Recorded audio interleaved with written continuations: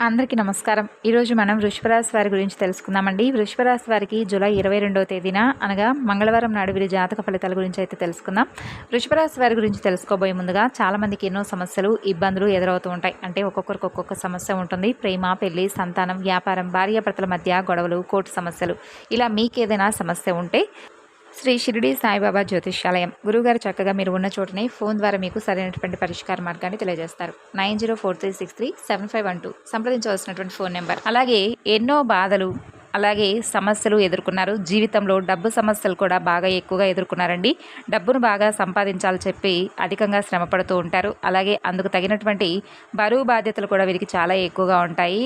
అలాగే కుటుంబ సభ్యుల కోసం, వారి అవసరాల కోసం ఎంతగానో శ్రమిస్తూ ఉంటారు. అయినా కూడా ఏంటంటే వీరికి మంచి జీవితం అనేది రాక చాలా రోజుల నుండి ఇబ్బందులను ఎదుర్కొంటూ ప్రతి పనిలో కూడా అపజయ పాలవుతూ మాకే ఎందుకు ఇలా అవుతుందని చెప్పి ప్రతిరోజు కూడా కృంగిపోతూ నిరాశ చెందుతూ ఉన్నారనమాట. అయితే ముందు రోజుల్లో మీకు అనేక విధాలుగా మంచి లాభాలు అయితే మీరు పొందబోతున్నారనే చెప్పుకోవచ్చు. అయితే బాగా కలుపుబోటుతనంగా మీ మనసులో ఏదైతే దేని గురించి అయితే అన్ని భయాలు, సంకోచాలు, ఎన్నో బాధలు, సమస్యలు ఇవన్నీ కూడా పూర్తిగా తొలగిపోతాయనే చెప్పుకోవచ్చు. ఎప్పుడైనా కానివ్వండి, మనకు మంచి జరుగుతుందని మాత్రమే అనుకోవాలి.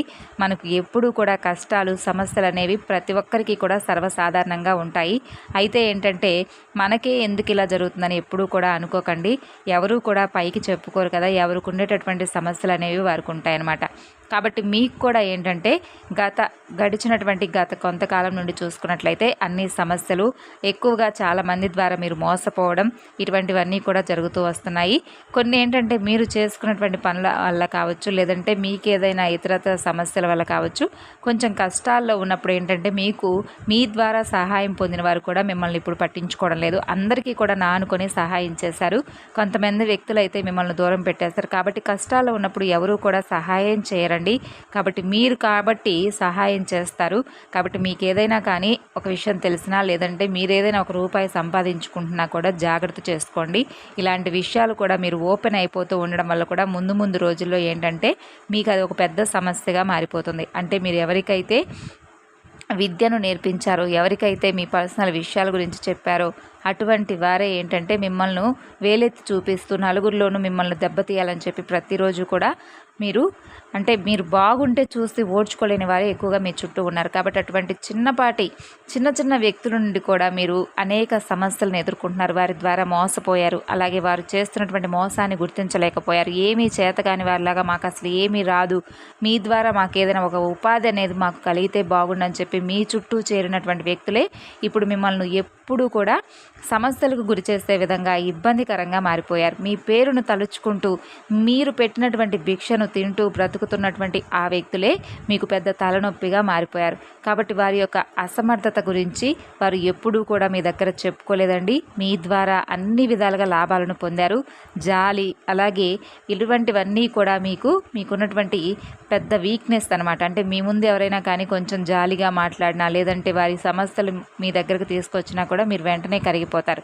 అది డబ్బుల పరంగా కావచ్చు, లేదంటే ఇంకేదైనా దేని గురించి అయినా కావచ్చు, వెంటనే సహాయం చేస్తూ ఉంటారు. వెంటనే నమ్మి మోసపోతూ ఉంటారు. కాబట్టి అటువంటి వ్యక్తుల గురించి కొంచెం జాగ్రత్తగా ఉండండి. మీరు కొంచెం సమస్యలను ఎదుర్కోబోతున్నారు. భవిష్యత్తులో కూడా అటువంటి వ్యక్తుల పట్ల అప్రమత్తంగా ఉండకపోతే మిమ్మల్ని మీరు కాపాడుకోని వారు అవుతారు. అయితే ఒకటైతే గుర్తుంచుకోండి, మనుషులు మోసం చేసినప్పటికీ కూడా భగవంతుడు ఎప్పుడూ కూడా మోసం చేయడు. కాబట్టి భగవంతుడికి మన మీద అమితమైనటువంటి ప్రేమ ఉంటుంది. కాబట్టి మనం ఎవరినైనా కానీ నమ్మాల్సి వస్తే ముందు నమ్మకాన్ని భగవంతుడి మీద పెట్టండి. మన పని మీద మనం కాన్సన్ట్రేషన్ చేసుకుంటూ వెళ్ళిపోవడం వల్ల మనకి ఏదో ఒక రోజు మంచి జరుగుతుందనేటటువంటి నమ్మకాన్ని మనం కలిగినట్లయితే ఈ రోజు కాకపోయినా ముందు రోజుల్లో మనకు మంచి జీవితాన్ని భగవంతుడు సమాజంలో మంచి పేరును తీసుకొస్తాడు. ఇక ముఖ్యంగా వివరాల్లోకి వెళితే రేపటి రోజున మీకు అన్ని రంగాలు ఉన్నవారికి కూడా ఈ రాశిపరంగా చూసుకున్నట్లయితే రేపటి రోజున కొంతమంది నూతన వ్యక్తుల ద్వారా కొన్ని సలహాలను మీరు తీసుకుంటారు. ఆ సలహాలు కూడా మీకు బాగా ఉపయోగపడతాయండి. అది ఏ పనిలోనైనా కావచ్చు, వారి సలహాలు మీకు ఒక స్ట్రాంగ్నెస్ అనేది మీకు మీ జీవితానికి ముడిపడి ఉండేటటువంటి అంశంగా మారబోతుంది.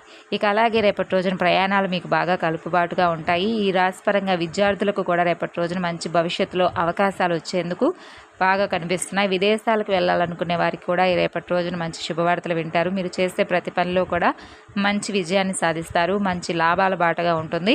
బాధలు కష్టాలు ఇవన్నీ కూడా ఎప్పుడు ఉండేవేనండి. మనసును ప్రశాంతంగా ఉంచుకోవడానికి ప్రయత్నించండి. ఇంట్లో ప్రతికూలతలు ఏదన్నా ఉంటే చక్కగా ఇంట్లో దీపారాధన చేసుకోండి. ధూపదీప నైవేద్యాలతో మీరు ఇల్లు ఎప్పుడూ కూడా కలకల్లాడుతుండేటట్లు పెట్టుకోండి. ఎప్పుడైనా కానీ మనం ఇంటి నుండి బయటికి వెళ్ళి అనేక రకాల సమస్యలకు గురవుతూ ఉంటాం. కానీ ఇంటికి వచ్చిన తర్వాత ప్రశాంతమైనటువంటి వాతావరణం మనంగా తీసుకొచ్చుకోవాలంటే అది మనకు దేని ద్వారా వస్తుందంటే మంచి సంగీతమో, లేదంటే మంచి బుక్సో, లేదంటే పిల్లలతో సరదాగా గడపడమో, లేదంటే ఇంట్లో ఆధ్యాత్మిక పరంగా మనకు మనం ఏర్పరచుకోవడం, ఇటువంటివన్నీ చేయడం వల్ల మనకున్నటువంటి స్ట్రెస్ అంతా కూడా మనం తగ్గించుకున్న వారం అవుతాం. కాబట్టి బయట ఎన్ని సమస్యలు ఉన్నా ఇంట్లోకి రాగానే ఒక పాజిటివ్ ఎనర్జీ అనేది మనలో నింపుకునేలాగా ఉండాలంటే మనకు నచ్చినటువంటి పనిని మనం చేసుకోవాలి. ఇక విద్యార్థులకైతే చాలా మంచి భవిష్యత్తు రేపటి రోజున కనిపిస్తుందండి. మంచి పేరు ప్రతిష్టలు వస్తాయి. వ్యాపారస్తులకు కూడా మంచి లాభాలు వస్తాయి. ఇక చిన్న చిన్న మార్పులు అనేవి జరుగుతూ ఉంటాయి. పెద్దగా అయితే సమస్యలు లేవు. ఉద్యోగస్తులు ఎవరైతే ఉన్నారో మీకు తోటి ఉద్యోగస్తుల ద్వారా మీకు కొంచెం రేపటి రోజున వారి నుండి ఏదైనా ఇబ్బందికరమైనటువంటి సిచ్యువేషన్స్ అయితే కనిపిస్తున్నాయి. వారి ద్వారా కొంచెం విమర్శలు ఎదుర్కోవడం కానీ ఇది మీ పై అధికారుల నుండి కొంచెం ఇబ్బందికరమైనటువంటి పరిస్థితిగా మారబోతుంది.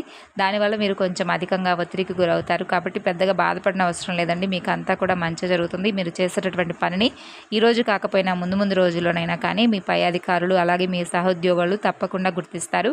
అప్పటి వరకు మీరు వెయిట్ చేయడం తప్ప మరి ఏదీ లేదు. ఇక మీ జీవితం అనేది కష్టాల బాటే పడుతుందని చెప్పి ఎప్పుడు అనుకోకండి. మంచి ఆదాయం అలాగే ఇంట్లో సమృద్ధిగా డబ్బుకు సంబంధించినటువంటి విషయాల్లో కానీ అన్నింటా కూడా మీకు విముక్తి అయితే లభించబోతుంది. ఇక ఇప్పటి నుండి మీకు మంచి రోజులు స్టార్ట్ అయ్యాయని చెప్పి నమ్మండి. డబ్బు పరంగా కూడా బాగా కలిసి వస్తుంది. ఊహించినటువంటి ధనలాభాలు కలుగుతాయి.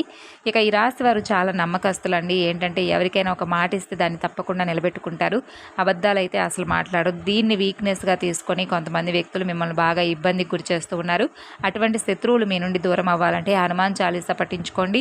అలాగే లలితా సహస్రనామం పఠించడం వల్ల కూడా ఎవరైతే శత్రువులు ఉంటారో, ఎవరైతే మీకు కీడు తలపెట్టాలని చెప్పి చూస్తున్నారో అటువంటి వారు కూడా మీ నుండి దూరం అవుతారు.